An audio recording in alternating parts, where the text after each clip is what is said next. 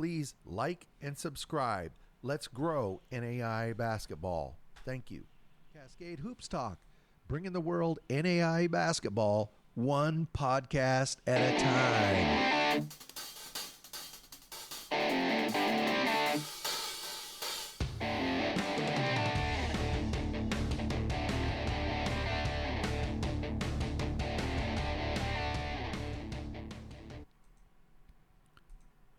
Cascade Hoops Talk, Billy D. Well, Happy New Year to everybody. It's 2024. Thank you for getting up at 4 in the morning to catch this podcast. I know you all told your families you had to get to bed early because Billy D's putting out a new show in the morning, and I want to tell you how much I appreciate it. Why don't we just get right at it? There's a lot to go through. Been quite a few games since Christmas. I hope you had a good Christmas. I did. I spent it with my family. But ready to get right back at it. I can't wait to get back on the road this weekend and watch some more basketball. So why don't we start with number 1, Grace College. They played Alice Lloyd, and they played at it's called the Gainbridge Fieldhouse. It's where the Pacers play. Here's a picture of them before the game there at the Fieldhouse. I want you to notice a couple things. Bring this here laser up. Hang on. See, this guy right here. Is that Coach Moore? Look, they're hiding him. Look at Chad Briscoe got in the picture, but he pushed Moore off to the side. I thought that was pretty telling. Look at this one, too. All you Lancer fans. See, they're put as many guys as they could in front of Jake Wadding, trying to hide him. But he still got through. Look at Wadding. You see, they're trying to box him out. That's how impossible it is to box him out. And I'm just giving Jake Wadding a hard time, and he knows that. Because once that game started, he had 18 points, 8 rebounds, and everybody I talked to who was at the game said beyond points and rebounds, Jake Wadding had a really good game against Alice Lloyd. Elijah Malone, you can't stop him. 18 points, 4 rebounds. Grace beat Alice Lloyd 88-55. They go to 13-0, and they're going to be in Crossroads action on the 3rd. That's this Wednesday, and they're going to take on Taylor right there in Winona Lake. I don't know how many. They've been mostly at home, haven't they? LSU Shreveport, they played University of North Texas in an exhibition. That's a NC2A Division I school. That game obviously doesn't count, so the Pilots are 9-1. They'll be back in action on the 4th against Southwest. Number 5, College of Idaho. On Saturday, they played Eastern Oregon. They beat them in LeGrand at Eastern Oregon, 64-57. The big stat in this game, C of I went 3 for 23 from 3. Very, they don't normally do that.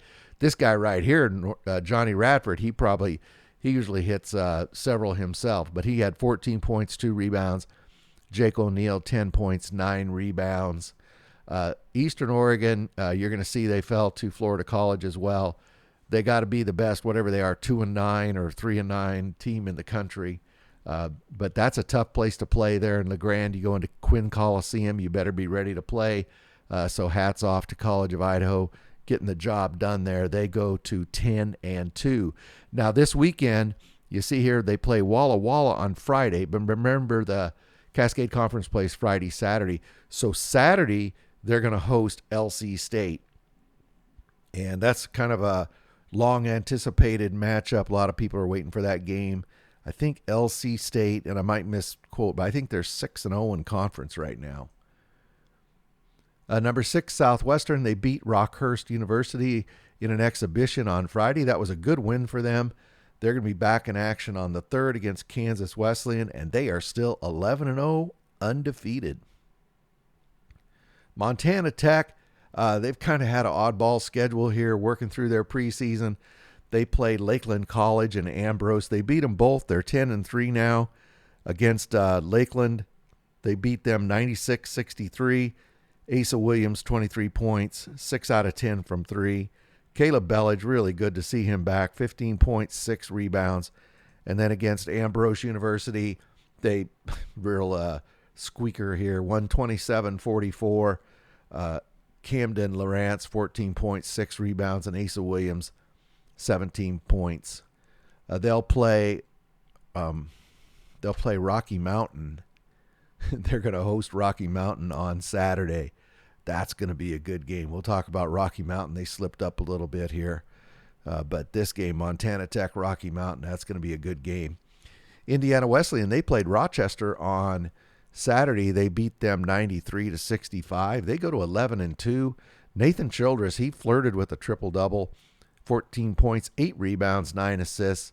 Marcus Ankney, 15 points, 3 rebounds.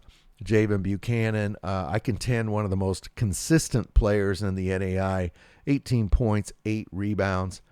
They won that game 93-65. They are 11-2, and they have to go up to Michigan, and they have to play Spring Arbor up in Michigan. That is no easy task. Coach Cottingham has his team playing really well. Gabe Niehoff is scoring 34 points on everybody he plays, so that should be a good game. Number 10, Arizona Christian, they slipped up early in December. They lost 3 in a row, but they've won 4 straight. Just before Christmas, they played Benedictine Mesa. They beat them 77-73. Trent Hudgens, 17 points, 3 rebounds. Dennis Flowers, 19 points, 3 rebounds. And then on Saturday, they played Park Gilbert. Paul Hayden, 11 points, 4 rebounds. Micah Blackwell, 19 points, 8 rebounds. Doesn't Arizona Christian have a lot of weapons? I mean, it seems like every night there's another guy leading their score. Arizona Christian now has their health. It seems like their record is healthy again, 11-3, and they'll get into GSAC action on Wednesday. They're going to take on Menlo. Freed Hardman, boy, talk about squeakers. They had a couple of wins this weekend. They beat East West on Saturday. East West, I think I look up their record. I think they're 0-20. 117-46. Yeah, they almost needs to be a mercy rule. That's, wow. Anyway, J.J. Wheat, 19.6 rebounds. Geraldo Lane, 20 points, 8 rebounds. And then on Sunday, they defeated St. Francis 77-50. Again, J.J. Wheat, 16 points, 3 rebounds. And Quan Lax, 20 points, 3 rebounds. So they moved to 12-2, and they're going to play Cumberland on January 11th. So I believe that's Thursday after this coming Thursday. Cumberland's no relation. They played Bryan on Saturday. They beat them 93-85. DJ Jones, 19.7 rebounds. JJ Ramey, 29 points, 8 rebounds. He had a night. Sorry, JJ, 29 points. So they go to 13-1, and they're going to play Johnson on Thursday. Northwestern, they made that 3-game California swing. I want to focus on this just for a second. They played Westcliff, Vanguard, Hope International. They won 2 out of 3 in California, and they lost to Hope International, but it was a double overtime game. They lost by 3. Hope's a tough place to play. They won 2 out of 3. They got to be happy with the trip. Then they came back. They go to Tabor. They win there 95-62. Alex Van Kalsbeek, he's up to his regular tricks, 27.7 rebounds. Craig Sturck, 18 points, 7 rebounds. And they're 12-2. They take on Mount Marty next Saturday. Lourdes, they played an exhibition game against Grand Valley on Saturday. They beat them 73-63. Now, that's an NC2A Division II. Remember the new ground rules. That's not an upset. That is not an upset. When an NAI team beats an NC2A Division II team, it's expected. They can call it an upset when they beat an NAI team. Anyway, good win for Lourdes, and they're going to play.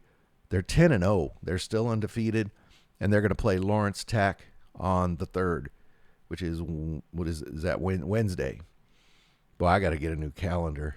Rocky Mountain, over the weekend they played Southern Alberta Institute of Technology a couple times, and they also fell to Dickinson State. Dickinson State beat them Saturday 66-56. They held Rocky Mountain to 56 points. Dickinson State, whenever you see this Blue Jay, oh, and I lost it. whenever you see this Blue Jay on your schedule, or Blue Hawk, you need to pay attention. Dickinson State has beat Montana Tech, Rocky Mountain, and Kansas Wesleyan this season. They've really upset a lot of people, and they upset Rocky Mountain this weekend. Rocky Mountain had beat Southern Alberta Institute of Technology earlier in the week, and on Sunday they beat them 68-64. That takes them to 9-4. Jesse Owens scored 14 points in this game, and A.J. Wilson, he had 14 points, 6 rebounds. They'll be in Frontier action on the 13th, so a week from Saturday on the 13th, and they'll take on Montana Northern.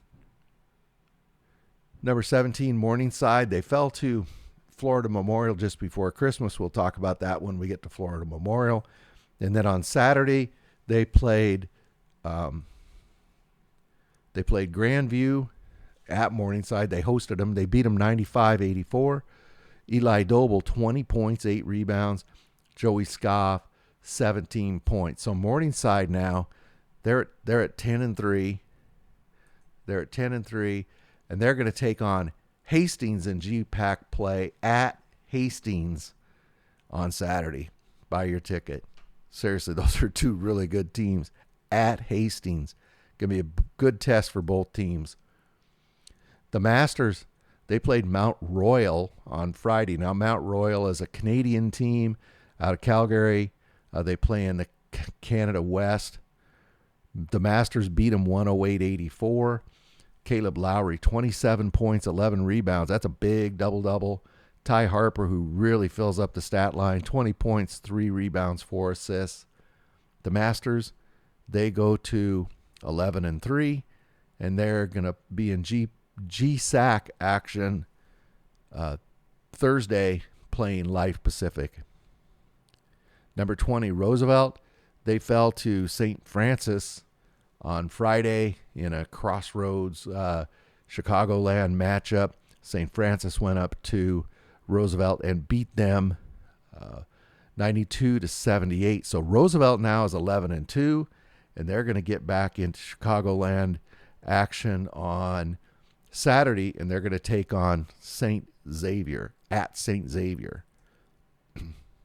Florida Memorial, as we said, well, we'll talk about Morningside in a second, but they had an exhibition loss to NC2A Division I, Florida Gulf Coast University. They fell in overtime in that game, 78-75. Excellent showing for Florida Memorial.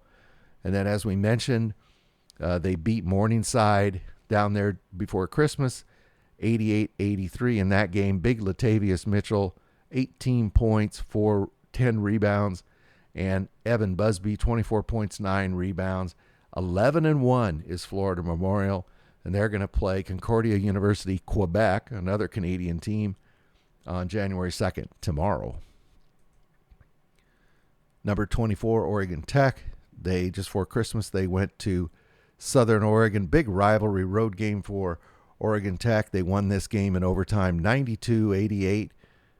Keegan Shivers, 12 points, 13 rebounds, double-double. Eric Frazier right there, 27 points. He hit the 3 from the corner at the end that iced the game in overtime. And Jamison Guerra, 20 points, 14 assists. We talked to Guerra, the nation's leading assist leader, right after the game at Southern Oregon.